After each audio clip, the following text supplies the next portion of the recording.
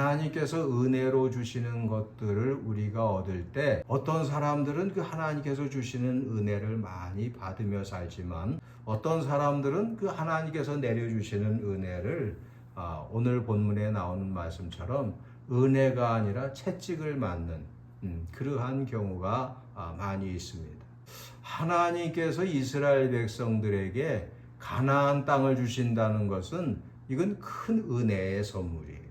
하나님께서 애굽의 종되었던 사람들에게 좋은 땅과 성읍과 산지를 주신다는 것, 강을 주신다는 것, 이건 굉장한 선물이에요.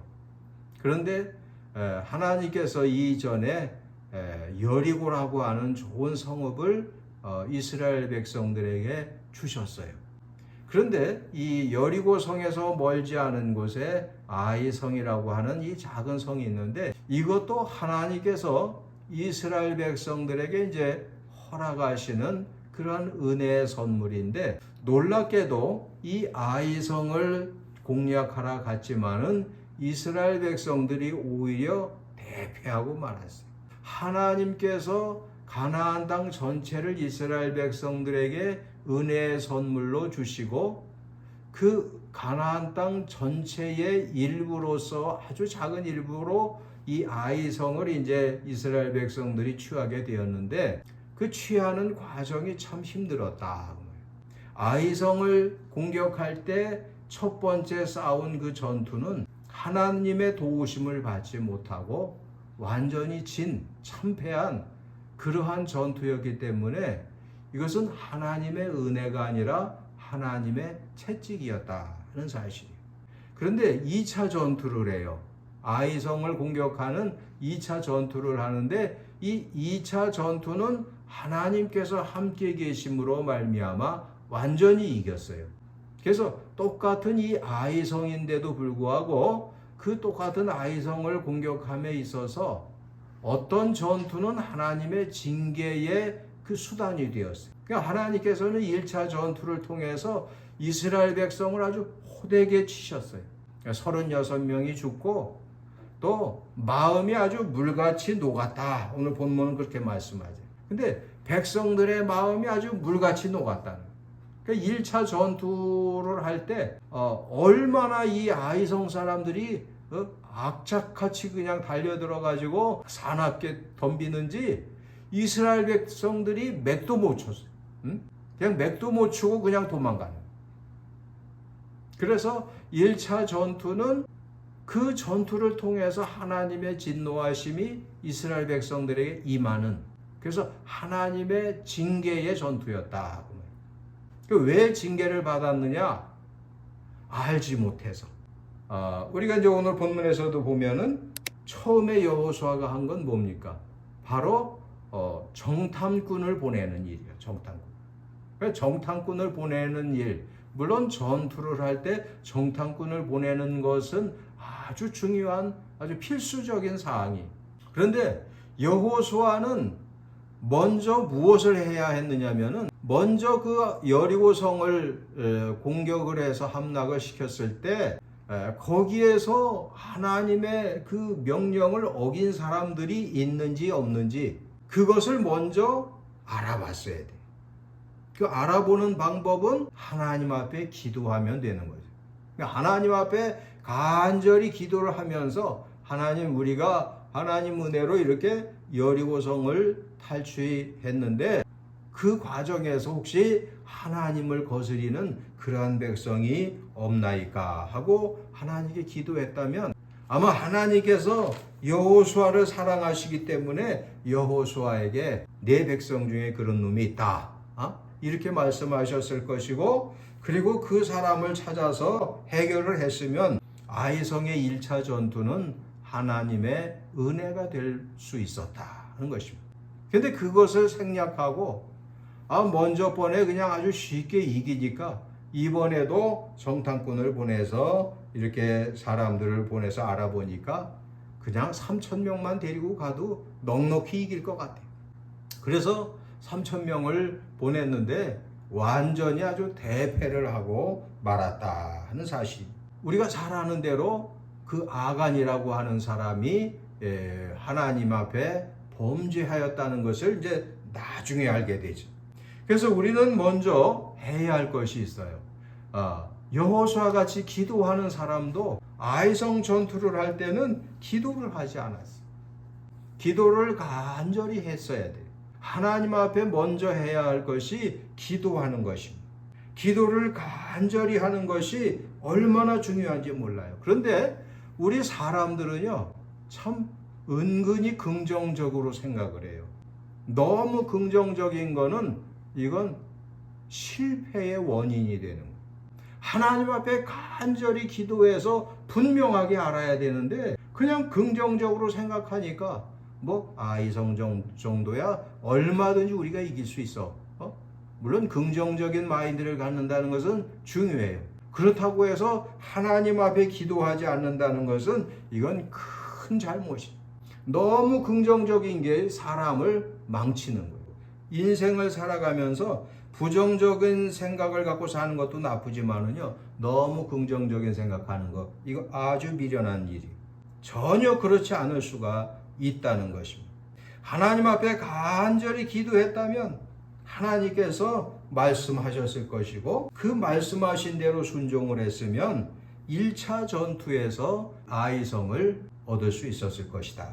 그렇게 보는 것입니다. 우리는 항상 하나님 앞에 간절히 기도하는 것을 먼저 최우선으로 우리는 생각을 하고 기도해야 되는 것입니다. 예수님도요, 제자들을 선택하셔서 세우실 때 밤새워 기도하셨어요.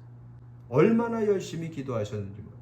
누가복음 6장 12절에 가서 보면 예수께서 기도하시러 산에 가사 밤이 새도록 하나님께 기도하시고 밝음에 그 제자들을 부르사 그 중에서 12를 택하사 사도라 칭하셨으니.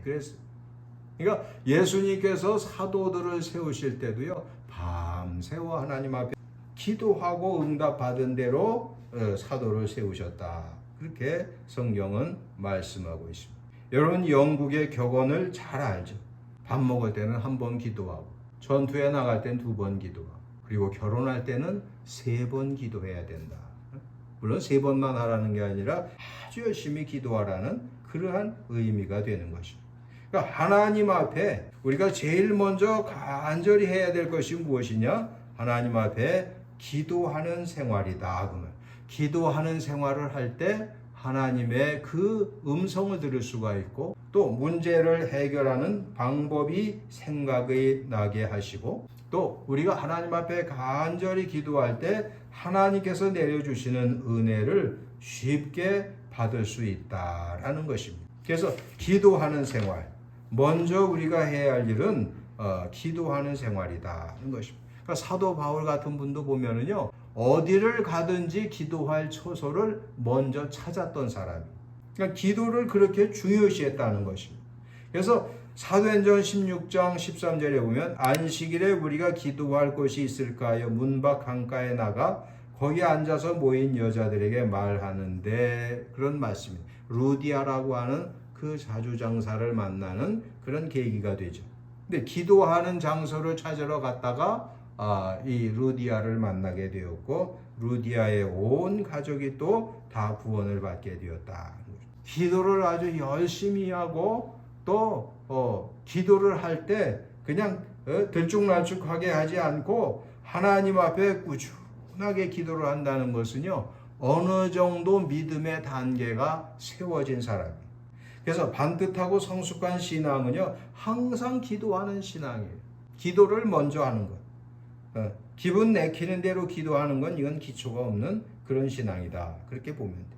여러분, 하나님께서 우리에게 은혜를 주실 때 그냥 턱 내려주시느냐? 그렇지 않습니다. 대개 보면은요, 하나님께서 우리에게 은혜를 주실 때 여러 가지 그 과정을 거치도록 하셔요. 근데 그 과정 중에 하나가 먼저 해야 될 과정이 기도하는 거다. 하나님께서 이스라엘 백성들에게 가나안 땅을 주시는 게 이게 은혜예요. 또 여리고성을 주셨어요. 아이성도 이게 은혜의 선물인데 그거 그렇게 쉽게 받는 거 아니다 그 말이에요. 응? 하나님께서 우리에게 은혜를 주실 때 그냥 내려주시는 경우는 없어요. 다 다 이유가 있고 걸림돌이 어느 정도는 다 있을 수가 있다는 것입니다. 그래서 하나님 앞에 간절히 기도하는 것이 우리가 먼저 해야 할 일이에요. 간절히 기도하면은요, 하나님께서 마음에 세미한 음성을 들려주셔. 또 어떠한 그 문제를 해결하는 방법도 알려주셔. 그래서 이 작은 아이성을요, 2번씩이나 공격을 해서 2번째 가서 결국에는 얻게 되었다. 그런 일. 1차 전투는 하나님의 징계였고 2차 전투는 하나님의 은혜 가운데 이루어졌다. 그런 얘기입니다. 우리는 어떠한 일을 할 때 잘 준비하고 수고할 줄 알아요. 여러분, 시험을 우리가 준비를 할 때, 시험을 볼 때 미리 준비를 열심히 해야지 기도만 한다고 되나요? 그런 거 아니에요. 그 절대 아니에요. 기도도 열심히 해야 되지만 준비도 열심히 하는 것이 이게 순서다, 그 말이에요. 순서예요. 그래서 준비를 열심히 하는 그것이 대단히 중요한 것입니다.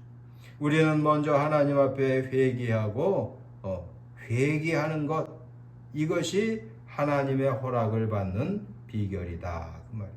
여러분, 미리 준비를 잘한다는 것은 대단히 중요한 것 아닙니까? 준비를 잘하면은요, 실수를 할 수가 없고 실패를 할 수가 없는. 마지막으로 우리가 가장 우선시해야 될 것, 우리가 가장 우선시하고 우리가 반드시 이루어야 될 것은 뭐냐면 하나님께서 함께 계시는 거예요. 우리는 기도도 열심히 하고 준비도 열심히 해야 되지만 하나님과 함께 있는 것을, 하나님의 도우심을 받는 것을 최우선으로 두어야 돼요. 그래서 2차 공격이 승리할 수 있었던 것은 하나님께서 함께 계셨기 때문에, 1차 전투에서 진 것은 하나님께서 잔뜩 진노하셔서 함께 계시질 않아요. 그러니까 질 수밖에 없는 거예요. 우리의 삶도 마찬가지. 우리의 삶도 어떤 사람은요, 1차 전투 때처럼 사는 인생을 사는 사람들이 있어요. 하나님과 동행하지 않고 그냥 자기 임의로 계획을 세우고 일을 추진하고 그리고 잘 안 되는 그런 안타까운 그런 인생을 사는 사람들이 있어요. 우리가 어떤 삶을 살아야 되느냐? 어떤 삶을 살아야 되겠어요? 우리는 아이성 2차 전투 때처럼 살아야 돼요. 그래서 하나님의 도우심을 받는 가운데 하나님 앞에 먼저 해야 할 것을 다 한 후에 하나님과 동행해서 승리하고 성공하는 그러한 삶을 살아야 된다, 그 말. 그래서 여호수아 8장 1절에 가보면 이렇게 나옵니다. 여호와께서 여호수아에게 이르시되 두려워하지 말라, 놀라지 말라, 군사를 다 거느리고 일어나 아이로 올라가라. 내가 아이 왕과 그의 백성과 그의 성읍과 그의 땅을 다 내 손에 넘겨주었다고 말씀하십니다. 그러니까 이렇게 살아야 돼요. 그러니까 우리가 인생을 살 때 어떻게 살아야 되느냐? 하나님께서 함께 계시는 그러한 삶을 살아야 돼요. 하나님께 은혜를 받고 하나님의 도우심을 받으면서 살면은요, 아이성과 같은 하나님의 은혜의 선물을 자연히 받게 되는 거예요. 여러분의 앞날이 아이성의 2차 전투와 같은 그러한 하나님과 동행하는 그러한 삶이 되시기를 바랍니다. 하나님께서 도우시지 않으면요, 얼마나 기가 막힌지 몰라요. 이제 말씀을 마칩니다. 우리의 생활이 하나님과 함께하는 그러한 생활이 될 때 가장 이상적인 그런 생활.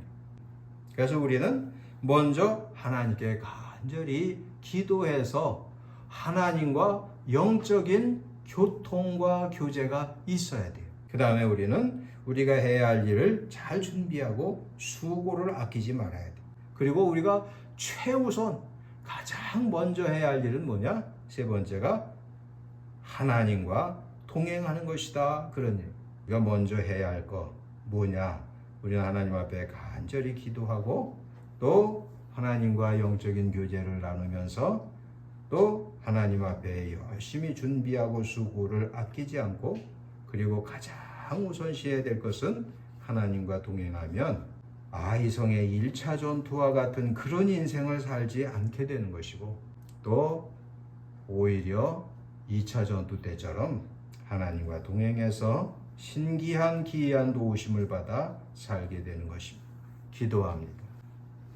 의대로우신 우리들의 아버지 하나님, 늘 하나님 앞에 부르짖어 기도하여서 하나님의 세미한 음성을 듣고 하나님의 뜻을 발견하는 저희들 되게 하시고 항상 하나님 앞에 우리가 해야 할 준비, 수고 아끼지 않고 하는 저희들 되어서 좋은 결실을 준비하는 저희들 되게 하시고 무엇보다도 하나님과 날마다 동행하여서 2차 전투, 아이성 전투처럼 하나님의 은혜가 충만히 임하는 그러한 인생을 사는 저희들 되게 하여 주시옵소서.